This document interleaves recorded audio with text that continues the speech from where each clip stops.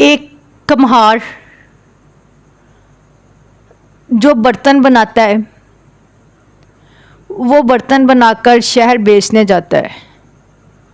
और ये उस दौर की बात है जब जंगल का रास्ता पैदल तय करना आता था। वो रास्ता तय करने के बाद शहर जाके गांव के लोग अपनी अशिया जो है वो फ़रोख्त करते थे, जैसा कि कुछ लकड़ियाँ बेचते थे, कुछ बर्तन बेचते थे, कुछ गंदम, अनाज, चावल। इसी तरह ही एक कम्हार जो गांव में बर्तन बनाता था वो अपने बर्तन बनाकर शहर बेचने जाता था। और वो पूरा हफ्ता गांव में बर्तन बनाता रहता और जुम्मे वाले दिन वो घर घर जाके आवाज़ें लगाता वो बर्तन बेचता। जुम्मे के दिन जैसे ही वो फजर की नमाज अदा करने के बाद शहर के लिए निकलता है तो जंगल में जा रहा होता है तो उसके पीछे भी कुछ लड़के होते हैं कि अचानक उसके वो टोकरे के अंदर से एक प्लेट नीचे गिर जाती है और नीचे गिरते ही वो टूट जाती है। तो पीछे से जो लड़के आ रहे होते हैं तो वो ये देखते हैं कि बाबा जी जो बुज़ुर्ग हैं उन पर उस प्लेट के गिरने का कोई भी असर नहीं होता, ना वो रुकते हैं वहाँ और ना ही वो उस प्लेट के ऊपर ध्यान देते हैं। तो लड़के सोचते हैं शायद बाबा जी को पता नहीं चला, तो तेज़ तेज़ चल के बाबा जी के बराबर में आकर कहते हैं, बाबा जी आपके टोकरे में से वो प्लेट जो है वो नीचे गिरकर टूट चुकी है, तो आप रुके क्यों नहीं, आपको पता नहीं चला? तो बाबा जी कहते हैं, बेटा मुझे पता तो चला है लेकिन मैं रुक के क्या करता, जानते हो रुकने से मेरी वो तो वापस नहीं थी आनी, लेकिन मेरा नुकसान जो है वो डबल से ट्रिपल हो जाना था। क्या नुकसान होना था कि हो सकता है मैं रुकता, अपना जो टोकरा सर पे रखा हुआ है उसको नीचे उतारते वक्त और कोई नुकसान कर बैठता। अगर चलो ऐसा ना भी होता तो मेरा टाइम बर्बाद हो जाना था। और तीसरे नंबर पे शहर मैंने फिर लेट पहुंचना था। जब शहर मैंने लेट पहुंचना था तो उस वक़्त शायद ख़रीदो फ़रोख्त जो है वो बंद हो चुकी होती। तो बेटा मैंने अपनी एक प्लेट को, जिसको मैं जोड़ भी नहीं सकता, जिसके लिए कोई और हल भी नहीं है, तो मैं अपना क्यों इतना नुकसान करता। और बच्चे समझ गए कि बाबा जी ने ठीक कहा है, वो प्लेट तो जुड़नी नहीं थी लेकिन और कितना नुकसान हो जाना था। यही हाल आजकल हमारा है। हम लोगों ने बाबा जी की इस बात को शायद समझा नहीं है।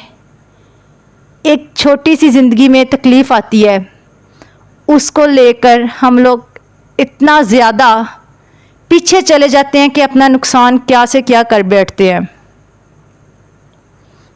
साइकोलॉजिस्ट के पास जो सबसे ज़्यादा केसेस आते हैं, जानते हैं वो क्या आते हैं? कि लोग अपने माजी से नहीं निकल सकते। जो माजी में उनसे कोई नुकसान हुआ होता है, अगर माजी में नहीं भी हुआ तो जो उनका हाल गुज़र रहा होता है उसमें उनका जो नुकसान हुआ होता है वो उसको लेकर बैठ जाते हैं कि ओहो आज मेरे साथ ये हो गया,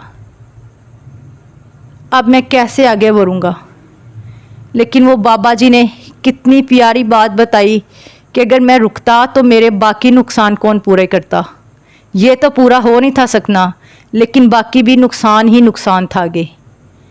तो फिर हम लोग क्यों हर बात को अपने जहन पे हैवी कर लेते हैं, इतना हावी करते हैं कि हम लोग अपने आने वाले जो वक़्त है उसके नुकसान को नज़र में नहीं रखते कि आगे हमारा क्या क्या नुकसान हो रहा है हमारी अपनी गलती की वजह से।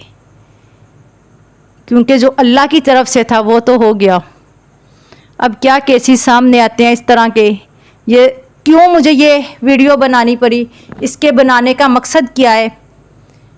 क्योंकि हमारे पास जो 100 में से 60% केसेस होते हैं वो इस तरह के होते हैं।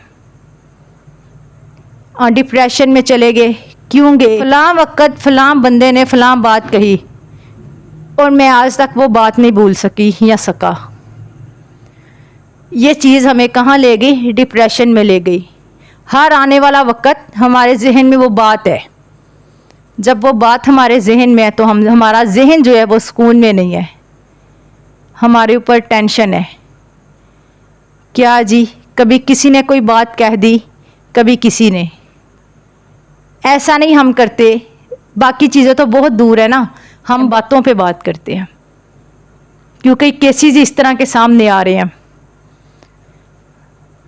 एक लड़की, वो भी डिप्रेशन में है कि अगर लड़का है वो भी डिप्रेशन में है, और मैं आज तक वो बात भूल नहीं सका या बात भूल नहीं सकी। ना भूलने की वजह कि आपको अपनी ज़िंदगी के जो अगले स्टेप हैं, सीढ़ी है ना, सीढ़ियाँ, स्टेप्स बने हुए हैं, उन स्टेप्स को नहीं पार करना। उनको आप लोग किस तरह अचीव करोगे? क्या आप अपनी ज़िंदगी में यहीं पे रुक जाना चाहते हैं? अभी तो दुनिया में आगे और आपको बर्दाश्त करनी है, बहुत सी आपको स्ट्रगल करनी है। क्या उस बाबा जी ने उसी बात के ऊपर, उसी प्लेट के टूटने के बाद उनके ऊपर कोई गम नहीं आया होगा? क्या कोई पहाड़ नहीं टूटा होगा? लेकिन उनको पता था मैंने ज़िंदगी जीनी है, किस तरह जीनी है। जो पिछली है उसको अगर हम लेके चलेंगे तो हमारी आगे भी ज़िंदगी में कई टेंशनें आ सकती हैं, कई मसाइब आ सकते हैं। हो सकता है हम खुद ही वो ला रहे हों, पहली अल्लाह ने लाई, बाकी हम खुद ला रहे हैं।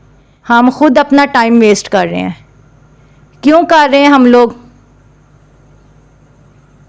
किस तरह कर रहे हैं? ये तो आपको पूरी बाबा जी की कहानी से पता चल गया होगा। क्यों करते हैं हम लोग ऐसा? क्या हम लोग नहीं कर सकते कि फ़लाँ बात फ़लाँ वक़्त की हम लोग भूल जाएं और हम लोग ज़िंदगी में एक कदम और आगे बढ़ जाएं? इग्नोर करके तो देखें। इग्नोर करने के बाद आपको शायद अगली जो सीढ़ी का स्टेप है ना, वो चढ़ने में मुश्किल नहीं होगी। जो हमारी ज़िंदगी का अगला स्टेप है उसके अंदर आसानी आ जाएगी। पिछली बात को इग्नोर करने से उस टूटे हुए बर्तन की तरह ना वो जुड़ सकता है और ना ही वो ज़ुबान की कही बात अंदर जा सकती है। तो क्यों ना फिर हम लोग उसके ऊपर रुकने की वजह से अपना आने वाला कल भी ख़त्म करें, कल भी बर्बाद करें।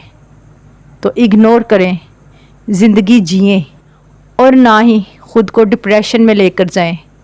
अगर डिप्रेशन में चले गए हैं तो ज़हनी सुकून बर्बाद हो गया है। अगर ज़हनी सुकून बर्बाद हो गया है तो जिस्मानी सेहत भी दिन ब दिन ख़त्म होगी।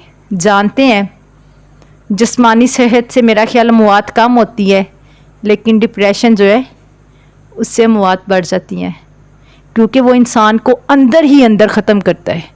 टेंशन बहुत बड़ी जो है वो बीमारी है। टेंशन इंसान को मौत तक पहुंचा देती है और उसी टेंशन की वजह से फिर जिस्मानी बीमारियां बनती हैं, जैसा कि ब्लड प्रेशर, हार्ट अटैक। इसकी वजह क्या है? टेंशन। ये जो छोटी छोटी बात को लेकर हम लोग इशू बना लेते हैं और हमारी ज़िंदगी में मुश्किलात क्रिएट हो जाती हैं, क्योंकि हमने छोटी छोटी बातों को अपने ऊपर हैवी कर लिया है। और ये छोटी छोटी बातें जो है ना, आपको पता है, एक गिरा लगती है और वो गिरा खोलना मुश्किल हो जाता है। उसके ऊपर हम दूसरी लगा लेते हैं, तीसरी लगा लेते हैं, वो फिर बढ़ती जाती हैं। और इसी तरह ही टेंशन है। बाबा जी की जो प्लेट टूटी थी, अगर वो प्लेट जो है उसकी टेंशन लेते तो अगला वक्त जो उनका है वो भी शायद टेंशन में गुजरता और वो कोई और नुकसान कर बैठते। उनको कोई ठोकर लग जाती और वो गिर जाते तो उनका कितना नुकसान होता। तो हम लोगों को सोचना होगा, अपनी टेंशनों को कम करना होगा। आपको भी अगर कोई नफ्सियाती मसला है, डिप्रेशन में है या किसी किस्म की कोई टेंशन है, तो आप मेरे यूट्यूब चैनल को सब्सक्राइब कर लें या फेसबुक, इंस्टाग्राम पे हाफिज़ा मोमिना की टीम से रब्ता कर सकें, ताकि आप अपनी ज़िंदगी को बेहतर से बेहतरीन बना सकें। आपकी काउंसलिंग की जाए, आपको एक बेहतर रास्ता दिखाया जाए। मेरे चैनल यूट्यूब हाफिज़ा मोमिना को सब्सक्राइब कर लें और बेल आइकन को दबा दें ताकि आने वाली हर वीडियो आप तक बआसानी पहुंच सके।